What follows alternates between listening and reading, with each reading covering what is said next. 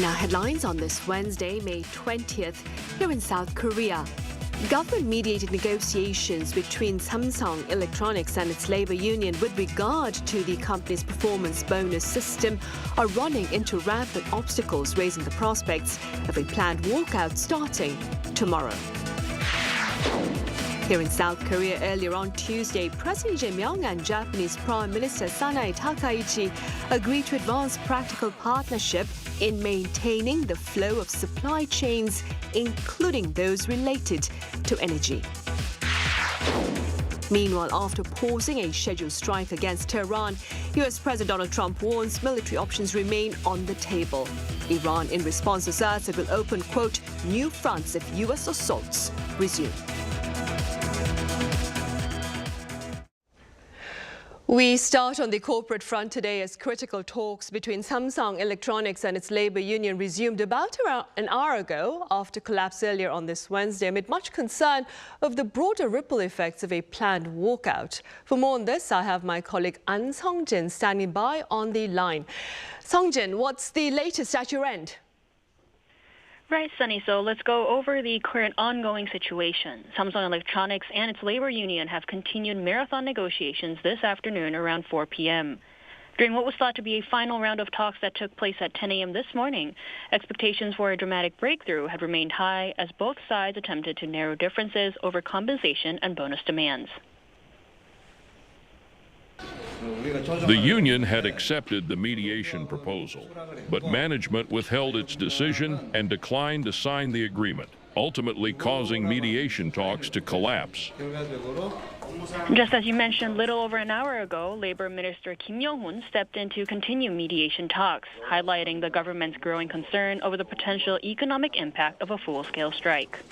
The ministry declined to confirm whether it is considering invoking emergency arbitration powers, which could suspend strike action in industries deemed critical to the national economy.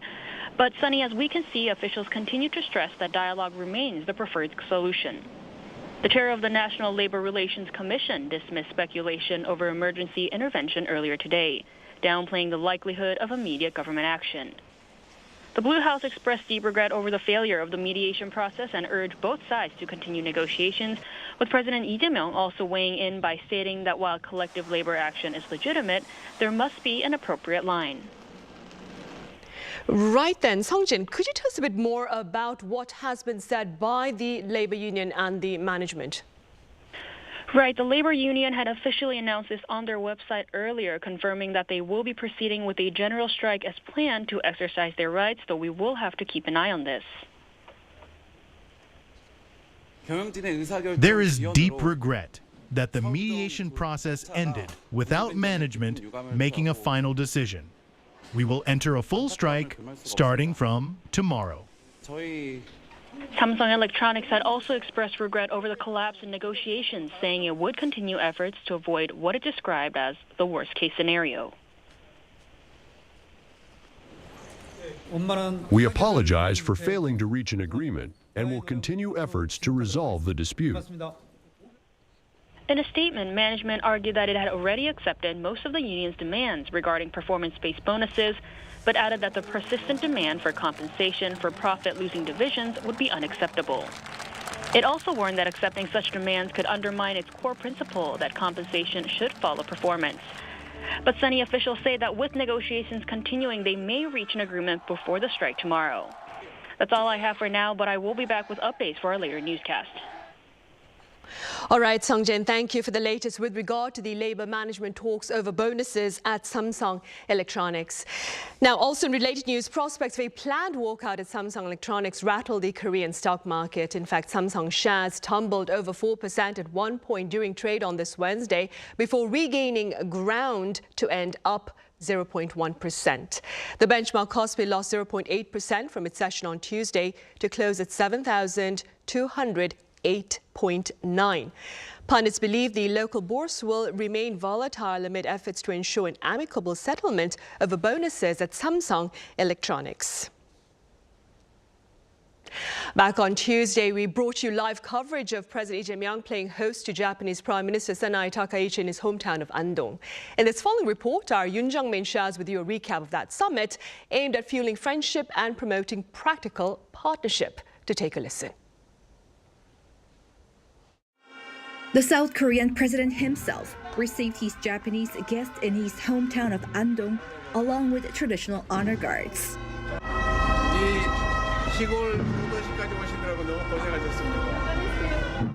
President Lee Jae-myung and Japanese Prime Minister Takaichi reaffirmed on Tuesday their bilateral partnership in the face of global uncertainties. 취임 후 벌써 네 번째 이렇게 만나게 됩니다. 그야말로 한일 간의 셔틀 외교의 진면목을 보여주는 것이라고 생각합니다. I believe it's very important that we continue developing good relations between Japan and Korea through the leadership of you, Mr. President, and me to play a pivotal role for a stable Indo-Pacific. The leaders have agreed to strengthen cooperation on supply chains and energy supply amid instability in the Middle East. 양국 간 LNG 협력을 확대하는 한편 원유 수급 및 비축과 관련한 정보 공유와 소통 채널 또한 심화해 나가기로 하였습니다. We agreed upon strengthening bilateral energy security, including energy supply and a swap arrangement on crude oil, petroleum products, and LNG. The two leaders also reaffirmed the importance of the trilateral cooperation with the U.S. President Lee also called for South Korea, Japan, and China to cooperate and seek areas of common interest. On historical issues, they agreed on specific procedures for DNA analysis of the remains excavated from Chosei coal mine in Japan, where Korean forced laborers were killed when the mine flooded in 1942. Also discussed was regional peace and security, including North Korea. After dinner, the leaders watched a Korean traditional firework festival called Chulbulnori, combined with a pansori performance. The Blue House says the welcome for Takaichi has been arranged to match the level of a welcome for a state guest, hoping it'll serve as an opportunity for the two leaders to further strengthen their personal bond and trust. Yoon Jung-min, Arirang News, Andong. In other news now, after pausing a scheduled strike against Tehran, U.S. President Donald Trump renews his threats, warning that military options remain on the table. Our Lee Jae has the latest. U.S. President Donald Trump said Tuesday that the United States may still strike Iran if negotiations fail, warning that military action could come within days. Speaking at the White House, Trump said he had been about an hour away from approving an attack before postponing it following a new proposal from Tehran aimed at ending the recent U.S.-Israeli conflict. I was an hour away. We were all set to go. Yeah, it was all done. The boats, the ships are all loaded. They're loaded to the brim. And we were all set to start. Trump said Iran's leaders are pushing for a deal, but stressed Washington remains prepared to act militarily if talks break down. He also revealed that Chinese President Xi Jinping promised during their summit last week that Beijing would not provide weapons or military equipment to Iran. According to Axios, Trump met with his national security team on Monday evening to review military options. The report said several Arab leaders urged caution, warning that Iranian retaliation could threaten regional oil facilities and infrastructure. Meanwhile, Iran's latest proposal reportedly calls for an end to hostilities across the region, the withdrawal of U.S. forces from areas near Iran, sanctions relief, and the release of frozen Iranian assets. Iran also says Washington has shown more flexibility on allowing limited peaceful nuclear activity under international supervision, though the United States has not confirmed any concessions in the talks. Lee Jae, Arirang News. A Korean oil tanker has begun exiting the Strait of Hormuz after related talks between Seoul and Tehran. Speaking at the National Assembly Foreign Affairs and Unification Committee on this Wednesday, Foreign Minister Cho Hyun said the vessel set sail the day prior and was transiting the strait cautiously with some 2 million barrels of crude oil. The HMM-operated tanker Universal Winner had earlier been stranded near Qatar. Seoul says no fee has been paid to Tehran for this transit. Similar talks meanwhile continue as 25 South Korean-linked ships remain stranded in the strait. Also, at the same committee session, Foreign Minister Cho rejected any relation between the recent strike on the Korean cargo ship HMM Namu and the review here of partaking in the US-led Project Freedom campaign.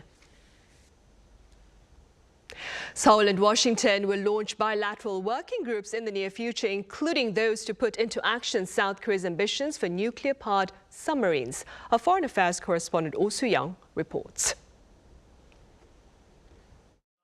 Korea and the United States will soon launch working groups to implement key agreements on civil nuclear cooperation and nuclear-powered submarines, as agreed between Presidents Lee Jae-myung and Donald Trump last year.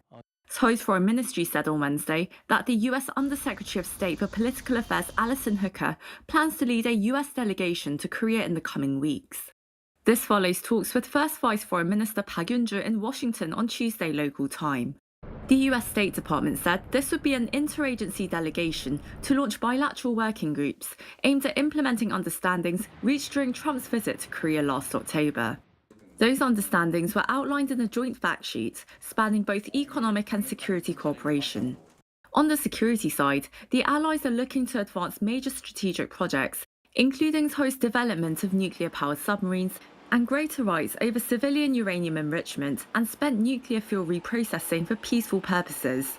According to materials submitted by the Defense Ministry on Wednesday to the National Assembly, the Navy has formally asked the Joint Chiefs of Staff to approve operational requirements for nuclear-powered submarines, including capability targets, force size and deployment timelines.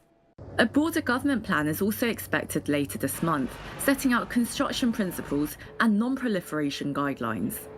At Tuesday's meeting, Park and Hooker also discussed ways to further develop the Korea-US alliance, with Washington reiterating its commitment of extended deterrence to Seoul. The talks also touched on economic cooperation and regional security issues. Both sides reaffirmed the importance of freedom of navigation through the Strait of Hormuz and other international waterways, as instability in the Middle East keeps pressure on global supply routes. Park also briefed US officials on this week's Korea-Japan summit in Andong, reaffirming Seoul's push for stronger ties with Tokyo and trilateral cooperation with Washington. Park earlier met with Andrew Baker, a senior White House National Security Council official. Seoul says both sides backed close coordination on joint fact sheet consultations, while also discussing the recent US-China summit, Korean Peninsula issues, and the Middle East. Oh Soo-young, Arirang News.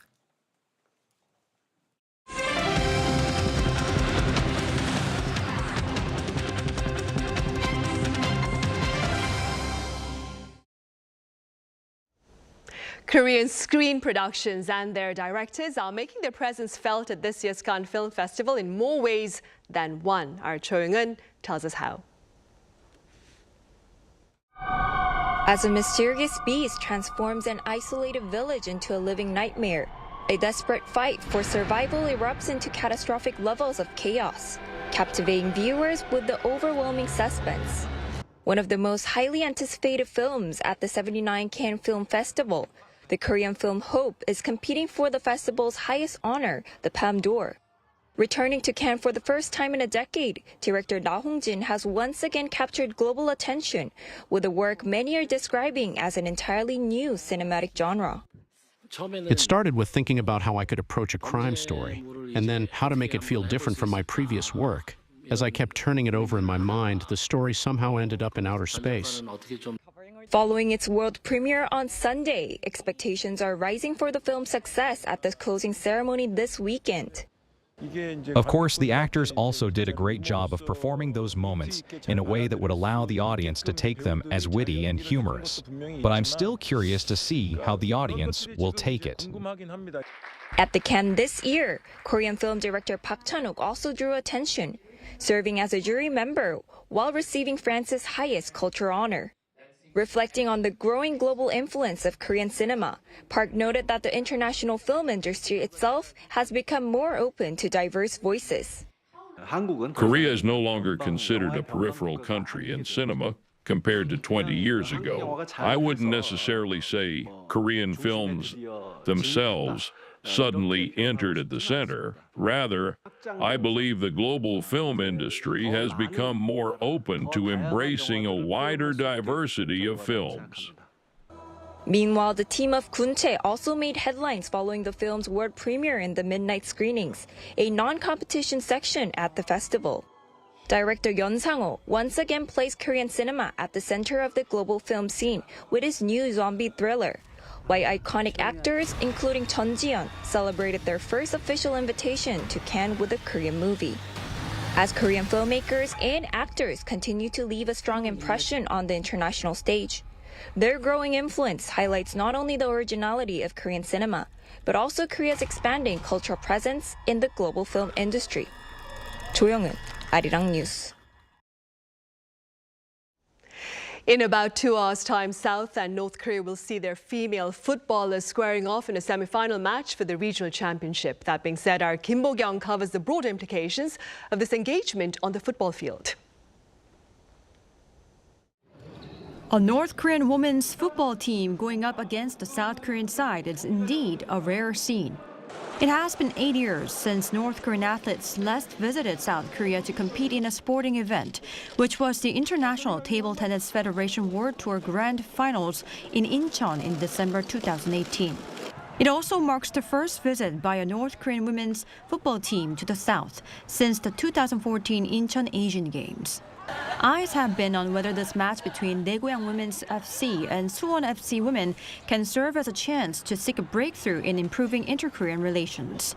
One expert, however, cautions against putting too much political meaning to the event, as this was North Korean leader Kim Jong-un's pragmatic approach to show off the superiority of the regime by, if possible, winning the match.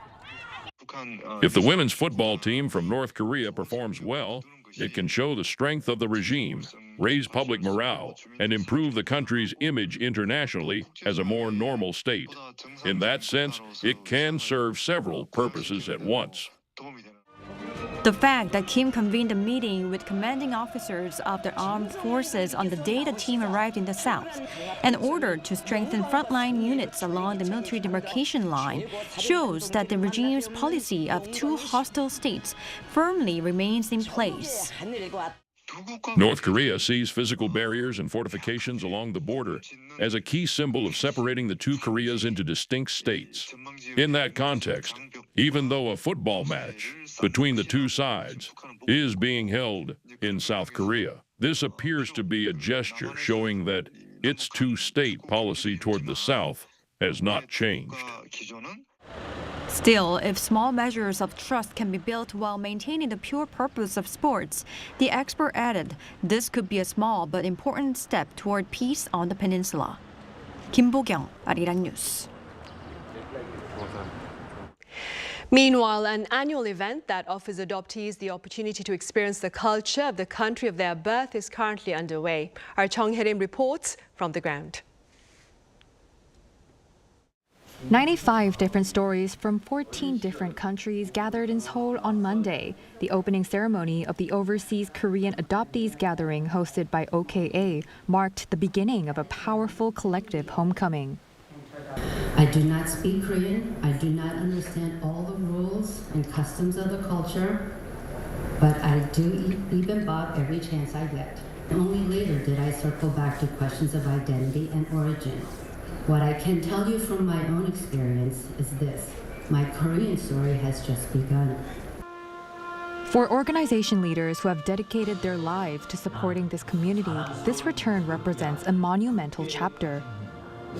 You will still have a need to find something that is beyond what your adoptee family can give you, because normally you will not look the same. You will find it very common to have the same kind of questions and have the same kind of doubts. So I think going back for us is a way to deal with that, and we support each other while we are here.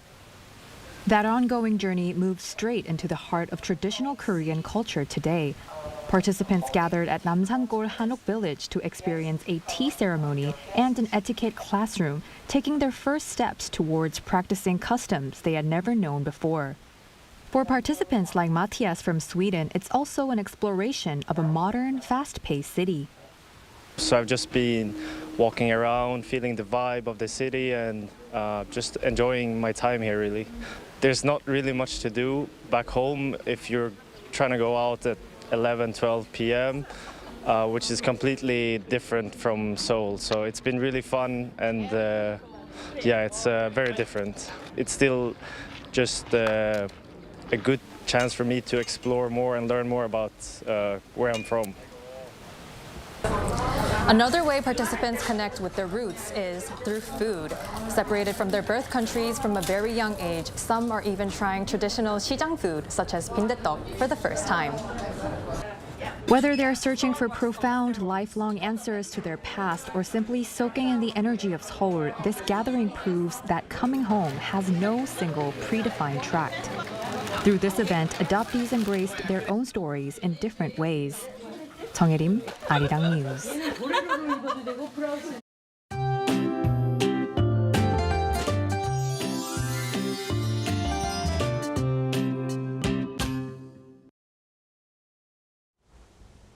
A broad band of rain is covering much of the country at the moment. Through tomorrow, mountainous areas of Jeju Island could see more than 120 millimeters of rain, while the southern coast may receive over 80. Inland areas across the central regions are also expected to pick up between 30 and 80 millimeters. A heavy rain advisory is in effect for the south coast and the mountainous areas of Jeju Island, so extra caution is needed. Strong winds will accompany the rain as well. Nationwide wind gusts could reach around 15 meters per second, so please take care. The rain has cooled down the unusually early summer heat. Seoul's daytime high will stay around 20 degrees Celsius, remaining below the seasonal average and feeling quite cool throughout the day. But once it clears, temperatures are expected to rise again on Friday. Tomorrow, Seoul will start the day at 16 degrees, Chuncheon at 14 degrees, Busan at 19 degrees. Then by the afternoon, Seoul will get up to 20 degrees, Daejeon at 22 degrees, Daegu at 23 degrees. Most of the rain will taper off by tomorrow afternoon, although parts of the east coast of Gangwon-do province and Jeju Island may continue to see showers into the evening.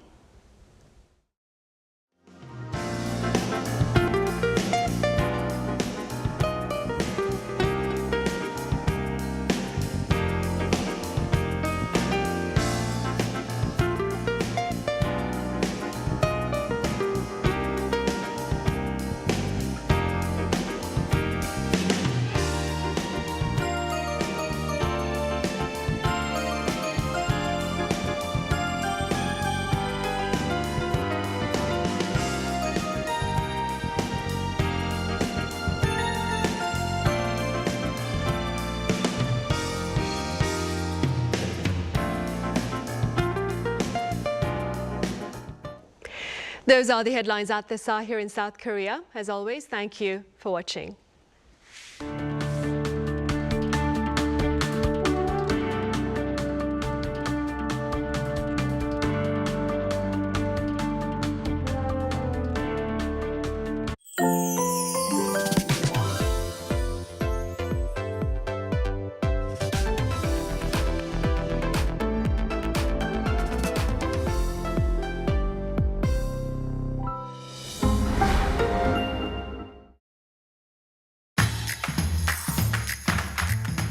Across borders, surging forward without limits, Korea. Korean culture has moved beyond a passing trend, becoming a force that colors the world.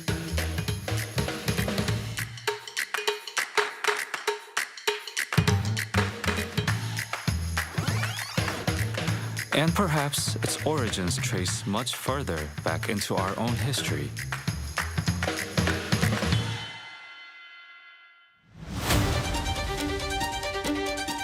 The true roots where this vast chronicle began, where the essence of K-power and the spirit of our people are recorded.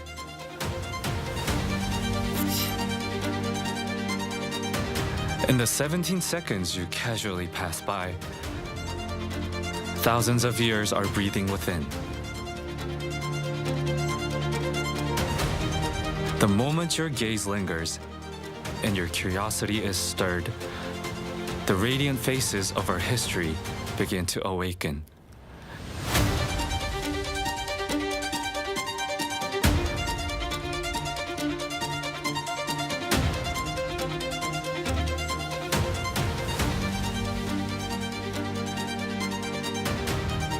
The real stories of these artifacts, stories we never knew.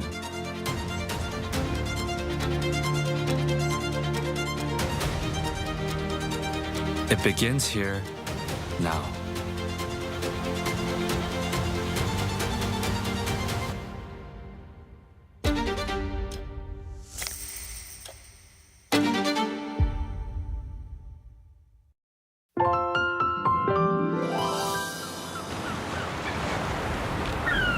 Wow, oh, this is a bidding.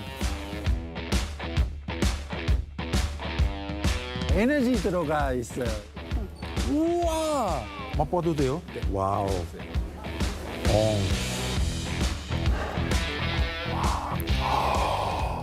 와, 색깔이 조금 노란색이에요. 부드러워요. You see? Beautiful little octopus shape.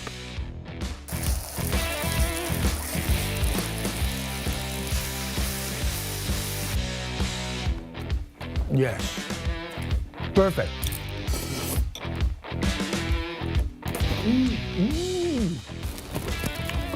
They're suck.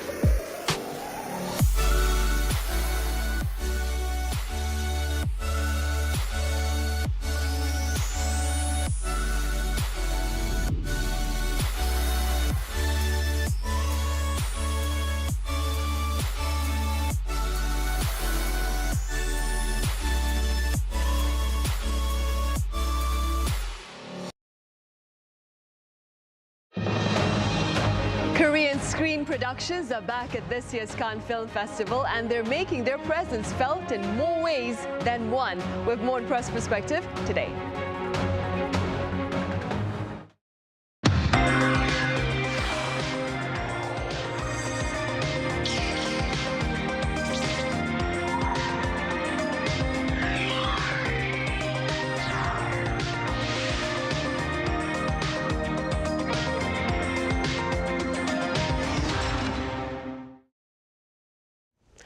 Hello and welcome to yet another edition of Press Perspective for this Wednesday, May 20th here in Seoul. I'm Min San-hee. The 79th edition of the Cannes Film Festival began last Tuesday and ends this coming Saturday. And this year, K-movies are back on the screens in southern France following last year's absence. For more on this, I have Mariana Baroli with Italian weekly news magazine Panorama here in the studio. Mariana, it's been a while. Welcome back. Thank you. Thank you so much, Sunny. I also have Professor Daniel Martin of Film Studies at the Korea Advanced Institute of Science and Technology. Professor Martin, Daniel, It's a pleasure. Thank you for having me. We shall start with Mariana. Mariana, let's begin with a synopsis of the 3 Korean films at this year's Cannes Film Festival and the response they've been receiving. Of course. I think that what's especially noticeable is that Korean filmmakers right now are not welcome like foreign people just welcoming and walking down the red carpet, but they're like, they have the authority to be there, and finally they're recognized for everything they do. And here we have 3 movies. I had to write it down, sorry, but Nahonjin, that it's in the main competition section, which is huge for the Korean movie films. And I think it's the most anticipated Korean title in Cannes right now. And the film is about an incident that in a remote port town, and it has the psychological horror, science fiction, and the thriller that Nahonjin is very intense cinematic style. So I think the critics are already welcoming it with very, very attending it because they have a huge scale of ambition. And then we have Gunche, which is known internationally as Colony, by Yeon Sang-go, and this one is in the midnight screening section, and it became famous with Train to Busan. So what we're expecting is, like, again, fear, contagion, and everything. And also, I think that it brought on the red carpet some huge Korean stars, so everyone was very excited about it. And also, we have finally Dora by Jung Joon-ri, and it's in Director's Week. And this film is more intimate and emotional, and I think it's very it explains very well the Korean side of movies. So you can see one side, the horror movie, and very intense storytelling, and in this time it's more emotional, fragile, human. So it explains very well how Korean movies are now welcomed by all the foreign people. So I think we're expecting it, and I think it's very important. Right, and staying with us, Daniel, how do you explain the general appeal of Korean films at the Cannes Film Festival? I mean, I think Cannes is always a focal point, for better or for worse. It's seen as the best of the best in terms of film festivals.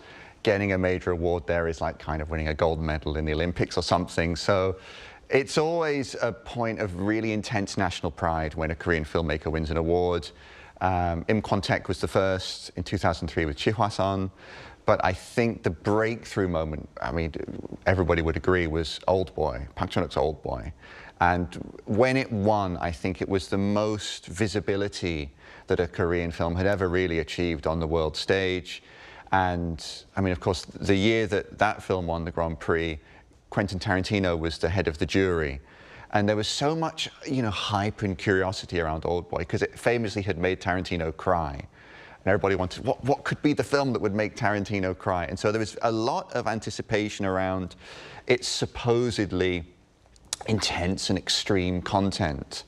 And I think that became essentially the way that the film was framed for an audience maybe new to Korean film. They were curious about how violent could it be. But I think what happened after its release was really interesting in the sense that, when a director finishes making a film, their job is not over because they have to talk about the film. They do a press circuit, a press tour. And Park Chan-wook is very, very good at talking about his films. And I think he very brilliantly charmed Western critics. They loved to address the way that he had studied philosophy as an undergraduate rather than film, the way that his work was full of, Shakespearean themes and that kind of thing. So Bong Joon-ho's the same way. I think Bong Joon-ho's very, very good at contextualizing his work. When Parasite came out and of course was such a sensation, he famously said that we're all living in the same country and that country is called capitalism. So I think these directors are producing the kind of work that is seen as intense and sensational, but also really worthy of being considered as artistically valuable and thematically deep. So in other words, exactly the kind of films that the Cannes Film Festival loves to celebrate. Right. Mariana, this year's Cannes is considered especially historic for South Korea, as director Park Chan-wook, that Professor Martin mentioned. He was the first South Korean to be appointed jury president of the competition, of the festival's main competition. He also received, I believe, France's highest cultural honor, the Commander of the Order of Arts and Letters. What do you suppose are the broader implications of this reality for the South Korean film industry? I think that it's the full soft power in act, because we can see having him like the president of the jury of Cannes, I think it's huge for the Korean movie, but also for the Korean wave, because it takes it to another level, and it brings more out of the mainstream level, and it says that we have different layers of this K-wave. So we have like the one that everyone can understand, and the one that the publics love, and the one that the experts now really appreciate, and now they value, because now they see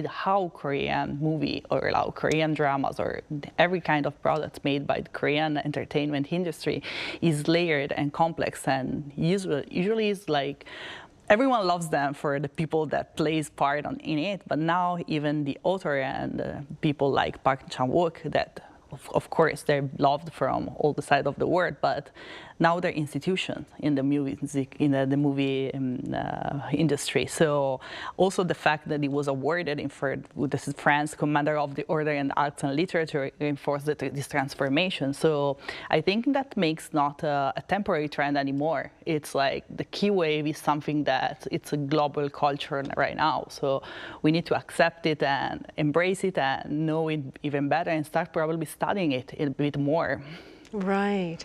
Daniel, last year, this time on the show, we were talking about the Korean movie industry being in the doldrums with no presence at all at the Cannes Film Festival, the first time since the year 2013, I believe. Yeah. Based on the years thus far this year, are we looking at perhaps a tangible shift in trend, do you think? I mean, it's a really good question. I think this kind of trend forecasting and industry assessment is symptomatic of a lot of anxieties that exist in the industry right now.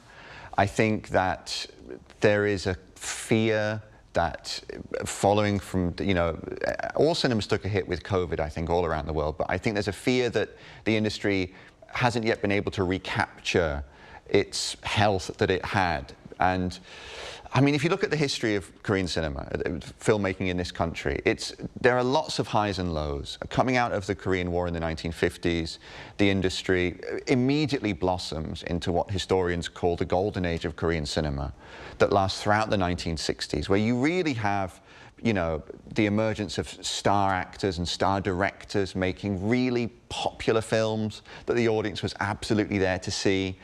But then when you get to the 70s and the 80s, you see a period of very serious decline, increased competition from Hollywood and Hong Kong, and a real sense that the industry is going beyond recovery.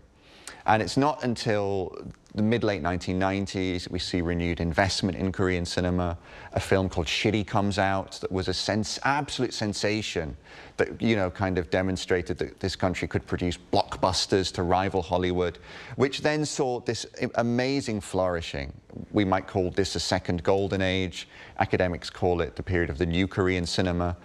But I think that there are all these anxieties now and discussions about, is that period over? Has it come to an end?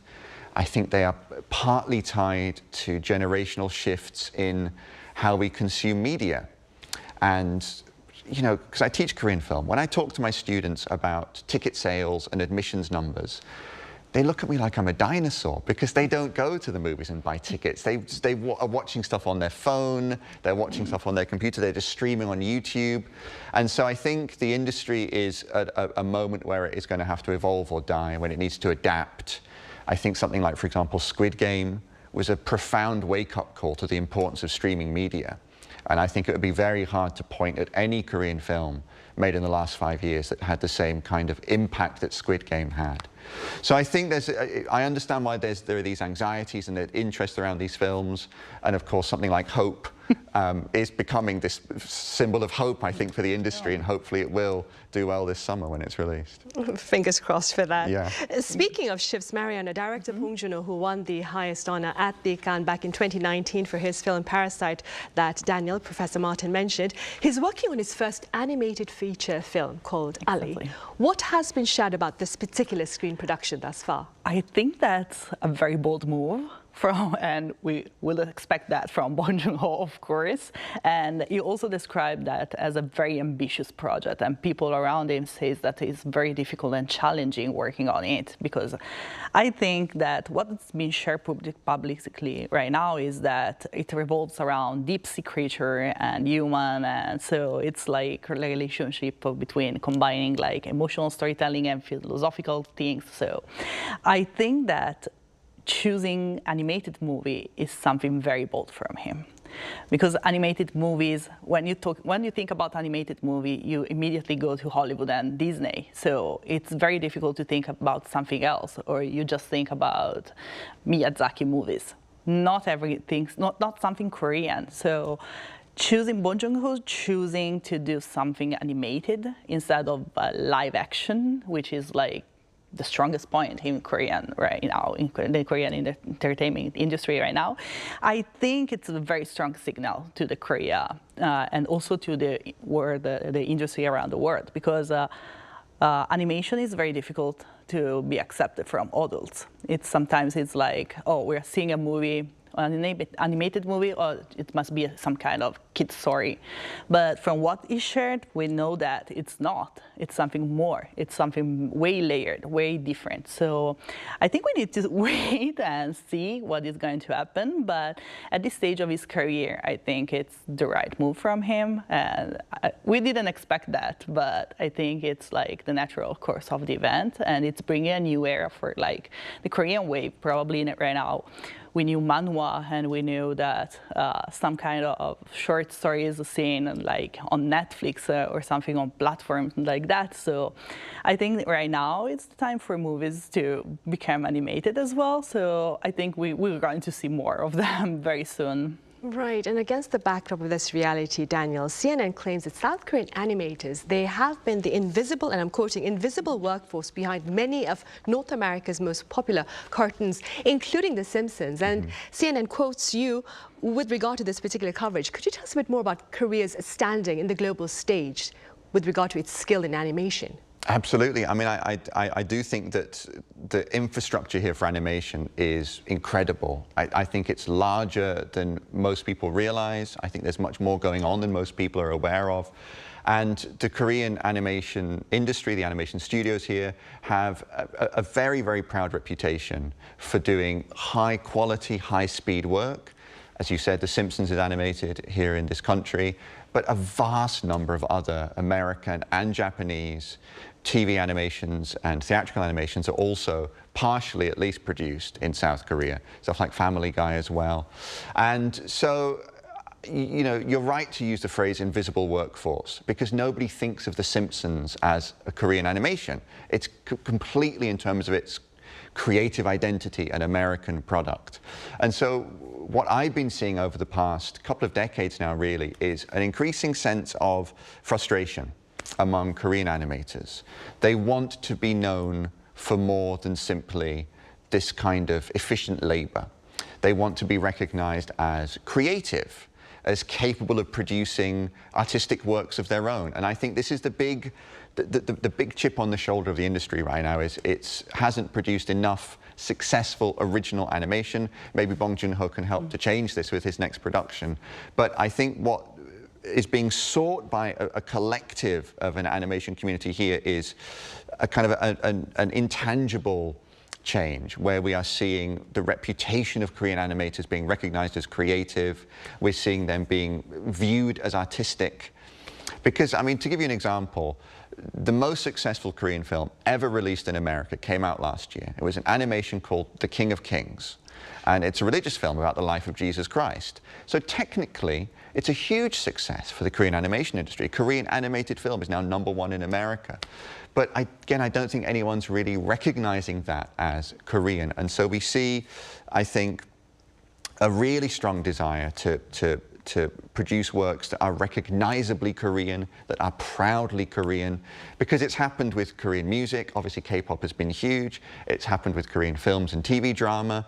The soft power of this country is incredible, and yet its animation hasn't achieved anything like the same degree of recognition. So there's a sense that there's so much opportunity now, there are so many eyes on Korean media, and also I think a desire not to rely too heavily on outsourcing. I mean, if The Simpsons stops production, that's, you know, that can leave a massive labor gap here. So I think that, you know, there's a very pragmatic desire for Korea to really step up and produce more original animation that's recognized as such, and therefore be less reliant on the kind of invisible labor that's going on at the moment. Why do you suppose animation has failed to gain a foothold here in South Korea? Is it because, as Mariano was saying, that most people regard animation as something purely for children? I think that's definitely part of it. I think it's also, if we look at the industry purely in financial terms, it's seen as somewhat of a financial risk. It's maybe not going to be seen as a safe return on investment if you invest a lot of money in animated film, which then creates this loop where, because the production costs are low, the quality isn't as good as the latest Disney or Pixar or Studio Ghibli film from Japan. And so I think that we have to look at the moments when there has been this ambition in the industry. 2003 was this key formative moment for Korean animation. A film called Wonderful Days was released. Now, I'm sure neither of you have heard of it because it disappeared without a trace, but at the time, it was the most expensive animation production ever in this country's history. It was supposed to be Korea's first animated blockbuster and to usher in this new era, and very sophisticated technically. It blended cell-based animation with CG and miniature photography. It's a beautiful film, but it just failed to reach its audience, either locally or globally. And part of the blame for that comes back to this idea of you know, cultural identity and the Koreanness of Korean animation. It was designed to be stateless. It's a science fiction story set in the distant future. And so there's not a lot of Korean culture really visible on the screen, which was seen as one of the key reasons it underperformed. So, I mean, there's a big irony here in that Korean audiences love animation. Disney films are popular here. Frozen is a huge thing among, you know, Korean children still. Pixar films are popular here. Japanese animation, I mean, Your Name, Howl's Moving Castle, Miyazaki's work are huge here. And yet Koreans don't seem to turn up for domestic animation.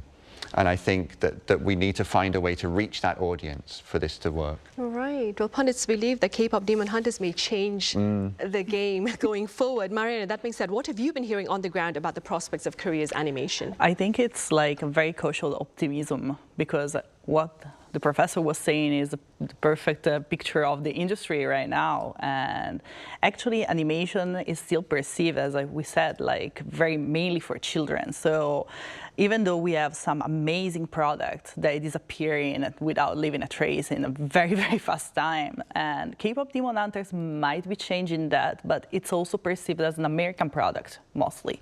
So when you think about Korean animation, you think about Pororo or like Baby Shark, but even Baby Shark, which was a huge success globally, everyone is singing the song, nobody knows that it was actually Korean. So I think that's the main issue. Like, Korea needs to make animation into a new IP, so, and bring like the same fame that interconnects K-dramas and K-movie stars. They need to take it part of it and bring it inside in animation world. So right now we have webtoons, manhwa, as we were saying. Everything is very interconnected, K-dramas, K-movie, K-pop songs. And what is missing is actually K-animation. So how can they use the strong power they have right now? We see in Cannes, everyone is being hugely celebrated. So how can we use that power and bring it inside the entertainment and the animation industry? That's, I think, the question that needs to be answered right now from the Korean industry. And that's the question I'm going to give to our professor, Martin Daniel, speaking within your capacity as a professor at a very prestigious university here in South Korea. What are your words of advice as Korea now seeks a fresh path perhaps into the animation industry? I mean, I think it's absolutely right to talk about K-pop Demon Hunters because it's such a significant moment, but it's also a kind of hollow victory. As you say, it's not really a Korean film at all. It's produced by Sony Pictures Animation, distributed by Netflix. It has a Korean-Canadian director. No. And I think, again, we have to acknowledge Korean-American filmmaking is not the same thing as Korean filmmaking. And so I think it will hopefully be a moment of reflection, perhaps, for the industry here. And I would compare it to something similar that happened in China. So in 2008, a film called Kung Fu Panda is released, an American film. And it was a global success. Lots of people loved it. But when it was released in China, it triggered a really interesting cultural debate at the highest levels of the government, essentially asking, why are Americans making this film that celebrates Chinese culture and promotes Chineseness and is, all about the joy of Kung Fu, of Chinese martial arts? We should be doing this. Why aren't we doing this? And what's happened in China in the last 15 years has been an incredible revolution in their animation industry. And they've produced hit after hit, really investing in blockbuster animation that does exactly that, that tells stories based on Chinese history, mythology. And so I hope, but don't necessarily expect, for the Korean industry to have its Kung Fu Panda moment where we look at K-pop Demon Hunters. And I want the industry here to learn the right lessons from this film, to learn that Korean animation should celebrate what's interesting and unique about Korea and lean in a very whimsical way to Korean identity, because I think K-pop Demon Hunters is such a wonderful, joyful celebration of Koreanness and Korean music, and it should have been made in this country, really, and more works like that should come out of this country. So that's what I would implore the industry here to do, is to really invest in animation, to be ambitious with animation, but also to make sure that it's not a kind of a stateless, anodyne fantasy world, that it's really something that could only come from Korea. That's, I think, where the strength will lie. All of these countries are. Right, then, on that note of hope, if you will, Yeah, we'll end today's yeah. talk. Thank you so much, Daniel, for your time and your insights. Thank you very much. Marina, thank you very much for your talk. Right, for those of you interested, the movie Kunche hits local theatres tomorrow. That's Thursday, May 21st. If you have no weekend plans, that might be an option. Thank you for watching.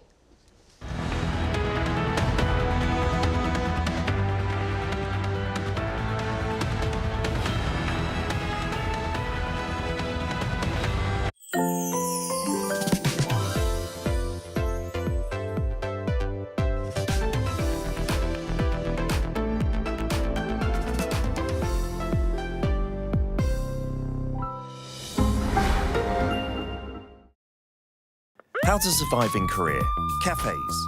Step 1. Find a seat. Before ordering, find a seat. Laptop ID, smartphone, jacket.